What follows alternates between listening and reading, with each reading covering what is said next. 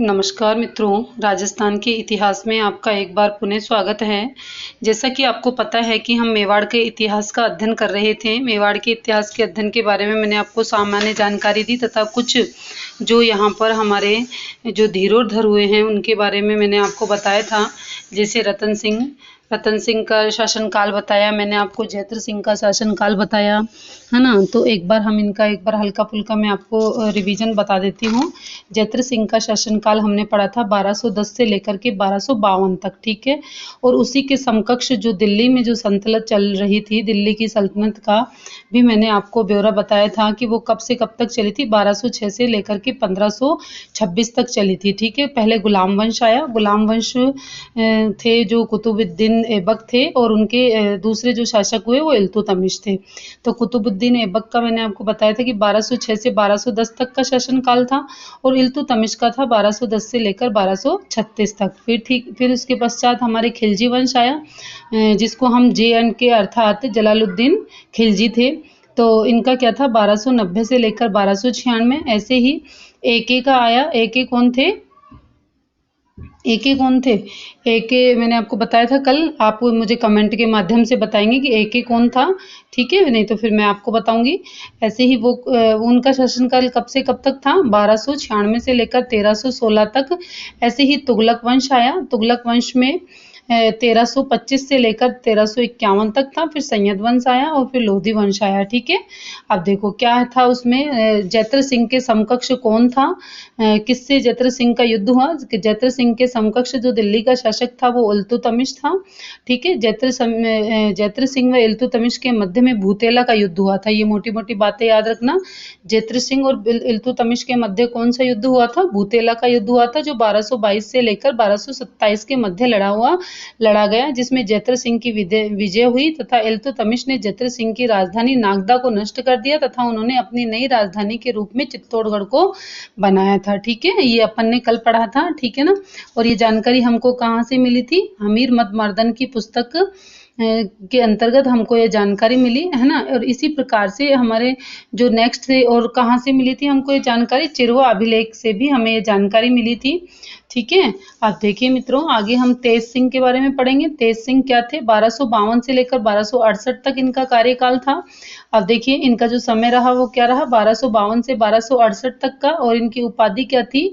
उमापति राव बंधे। और भी वो बड़ी उपाधि है, उमापति राव बंधे व बंधुस्तत, है ना। इस तरह से ये इनकी उपाधि थी। तथा इनका जो प्रथम मेवाड़ शैली में जो चित्रित ग्रंथ था उसका नाम था श्रावक प्रतिक्रमण सूत्र चूर्णी, है ना। इनको 3 टुकड़ों में कर ले अपन, ये बहुत बड़ा है। पहले लिखते थे श्रावक, फिर प्रतिक्रमण, फिर सूत्र चूर्णी। अब ये याद रखना, तेज सिंह के शासनकाल में पहली मेवाड़ की जो चित्रित शैली में जो ग्रंथ था वह कौन था? श्रावक प्रतिक्रमण सूत्र चूर्णी, ठीक है। इसके चित्रकार कौन थे इसके? कमल चंद्र। चित्रकार कौन थे? कमल चंद्र थे, ठीक है ना। तो हम फटाफट से अपना दौरान कर रहे हैं। देखो मैं जानती हूँ मित्रों सब अपन एक जैसे ही हैं, है ना। और आपको इस बारे में बहुत अच्छी तरह से ये है कि भाई आपने पढ़ तो रखा ही होगा मेरे हिसाब से, क्योंकि इतनी बार आपने CTET, UP टेट इत्यादि की जो एग्जाम दी हैं, जैसे RTET इत्यादि के एग्जाम दिए हैं, तो इसके अंतर्गत आपने पढ़ तो रखा ही है ना। तो हमारा तो मुख्य ध्येय क्या है? मोटी मोटी बातों का रिवीजन करना। मोटी मोटी बातों का हम रिवीजन करना चाहेंगे, है ना। तो अब देखिए क्या था इसके अंतर्गत आगे। रतन सिंह आया। रतन सिंह 1302 से 1303 तक रतन सिंह थे। और इनकी जो जानकारी की जो स्रोत हैं वो है अमर सिंह खुसरो की पुस्तक अजवाइन उल फतह तथा मलिक मोहम्मद जैसी की पुस्तक थी पद्मावत, तथा लब्ध दोधाय की पुस्तक थी पद्मनी चरित्र, और हेमरत्न की पुस्तक थी गोरा और बादल थी, ठीक है। नारायण दास की पुस्तक थी शिताई वार्ता, है ना। इस तरह से रत्न सिंह की पत्नी का नाम था पद्मनी, तथा पद्मनी क्या थी? श्रीलंका की राजकुमारी थी, ठीक है। उनका विवाह किससे हुआ था? रत्न सिंह से हुआ था, ठीक है। अब जो AK था वो अलाउद्दीन खिलजी थे, है ना।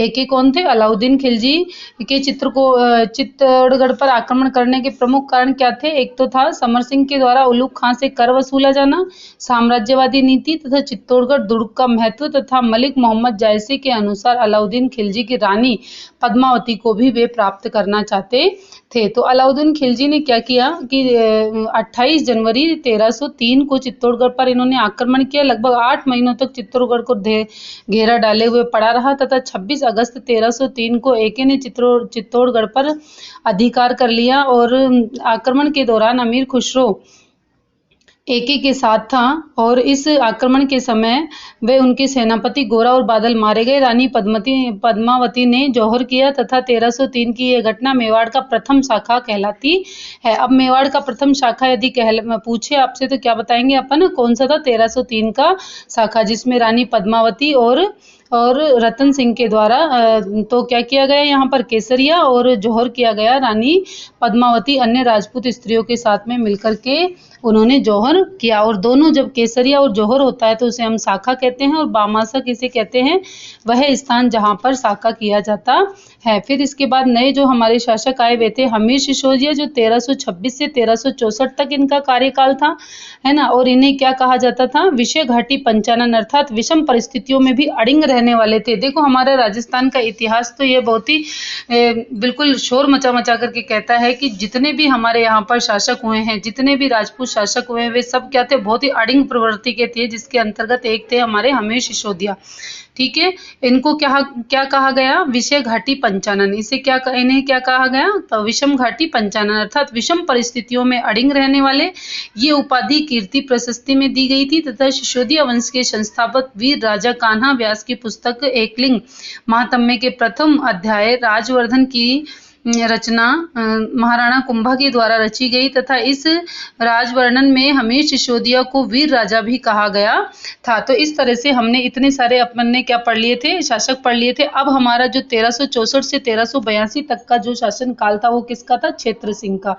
किसका शासन काल था? क्षेत्र सिंह का शासन काल था। ठीक है, देखो ये दौरान करना इसलिए आवश्यक है क्योंकि इतिहास या कोई भी हम सब्जेक्ट को उठा करके देखें तो बिना दौरान के हम भूल जाते हैं। एक बार ऐसे ही मोटा मोटी हम दौरान रोजाना किया करेंगे जिससे हमको याद रह जाए। ठीक है, मोटे मोटा। अब आज तो मैंने आपको थोड़ा सा ज्यादा आपका टाइम ले लिया, 6 मिनट आपके खराब कर दिए, लेकिन आगे से हम और भी शॉर्ट में इसको करने की कोशिश करेंगे कि एक बार फटाफट पीछे का दोहराएं, फिर उसके बाद हम चले तो हमको ये बिल्कुल हमको सीक्वेंस याद हो जाएगा कि किसके बाद कौन आया था। अब हमको पता है कि हमीर सिसोदिया कौन थे?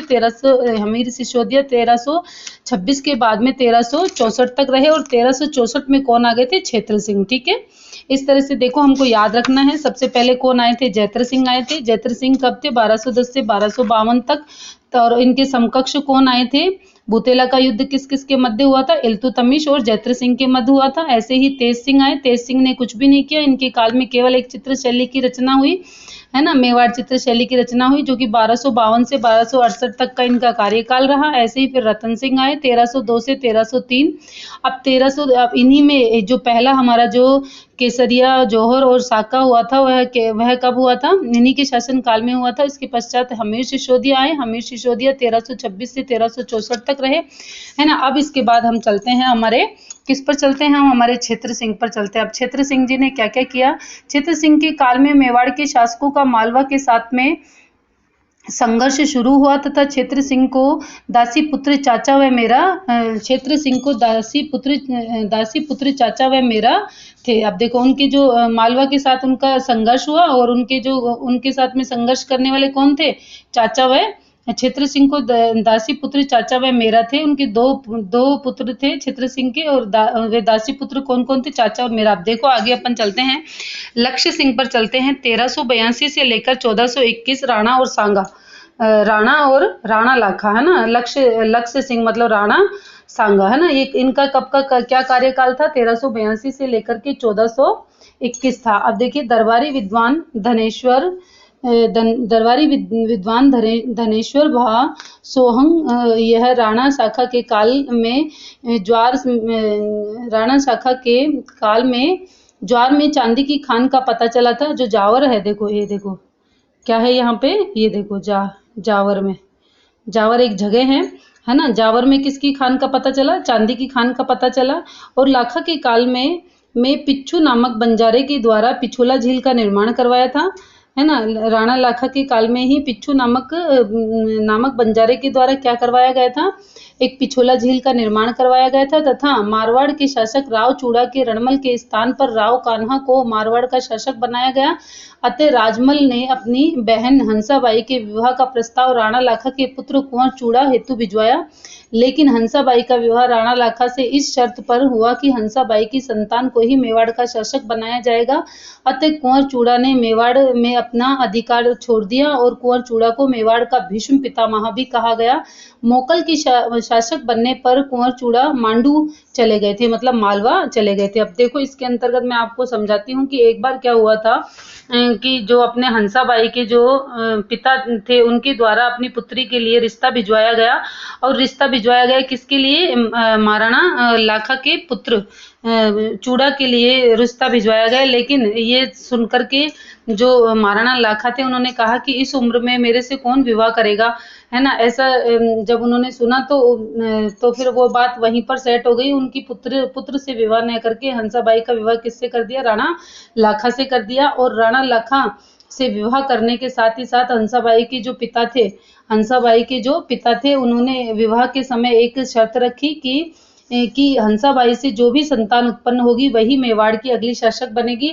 तो ये बात कुंवर चूड़ा ने बिल्कुल मान ली, और मान करके जैसे ही कुंवर चूड़ा ने अपना जो मेवाड़ का जो उनका अधिकार था वो छोड़ दिया, और कुंवर चूड़ा कहाँ चले गए, वो ये यहाँ पर मेवाड़ को छोड़ करके वे मालवा चले गए, तथा उन्हें क्या कहा गया, मेवाड़ का भीष्म पितामह भी कहा गया। ठीक है, नेक्स्ट अपने हैं मोकल। नेक्स्ट कौन है, इनके पुत्र कौन हुए, मोकल। किसके पुत्र थे वो, मोकल किसके पुत्र थे बताओ। मोकल किसके पुत्र हुए, राणा लाखा का, और हंसाबाई के पुत्र कौन हुए, मोकल हुए। ठीक है, मोकल का समय क्या था, 1421 से लेकर 1433। मोकल का समय क्या हुआ, 1421 से लेकर के 1433। ठीक है, ये देखिए मोकल का समय। अब इस तरह से समय बिल्कुल याद रखें, क्योंकि परीक्षा में हमको समय भी पूछ लिया जाता है तो हमको उसका उत्तर फिर हम दे ही नहीं पाते, क्योंकि हमने पढ़ा ही नहीं है, समझा ही नहीं है। ठीक है ना। अब देखिए नेक्स्ट हम चलते हैं। मोकल 12 वर्ष की आयु में क्या बन गए थे, शासक बन गए थे। मोकल के संरक्षक 21 कुंवर चूड़ा बने थे। 21 वर्ष की आयु तक कुंवर चूड़ा इनके संरक्षक बने रहे थे। हंसाबाई के द्वारा संदेह किए जाने के कारण कुंवर चूड़ा कहाँ चले गए थे, मांडू चले गए, और मोकल की हत्या चाचा व मेरा के द्वारा कर दी गई थी। मोकल ने समसिद्धेश्वर मंदिर की मरम्मत करवाई। मोकल के द्वारा ही समसिद्धेश्वर मंदिर की क्या करवाई गई थी, मरम्मत करवाई थी। बस मोकल का इतना ही कार्य था। अब आगे चलते हैं अपन, देखिए नेक्स्ट क्या है, महाराणा कुंभा।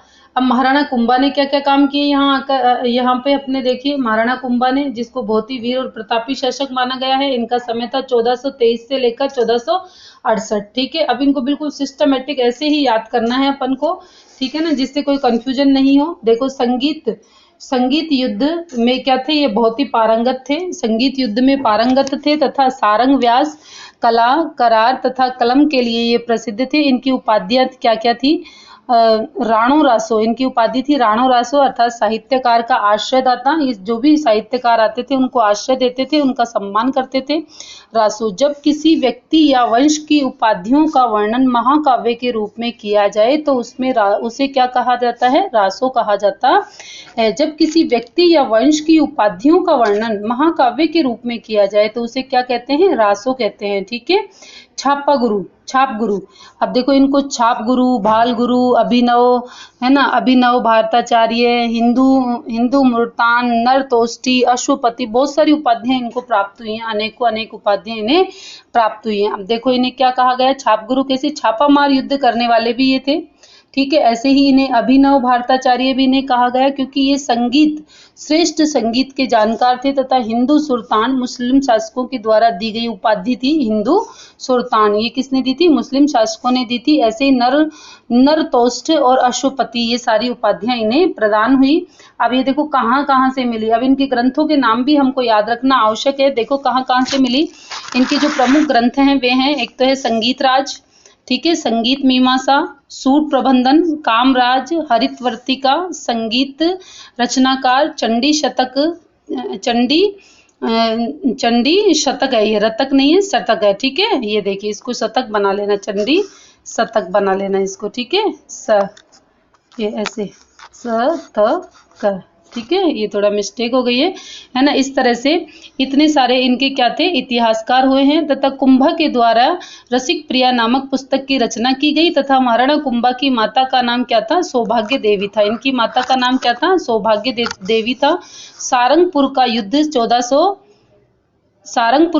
1437 में हुआ था। यह युद्ध महाराणा कुंभा का महमूद खिलजी के द्वारा लड़ा गया था तथा इसमें महाराणा कुंभा की विजय हुई और कुंभा ने अपनी विजय के उपलक्ष्य में विजय स्तंभ का निर्माण करवाया और इसे क्या कहा गया, कीर्ति स्तंभ भी कहा गया। अब नेक्स्ट टॉपिक के अंतर्गत हम हमारे कीर्ति स्तंभ के बारे में भी पढ़ेंगे, ठीक है।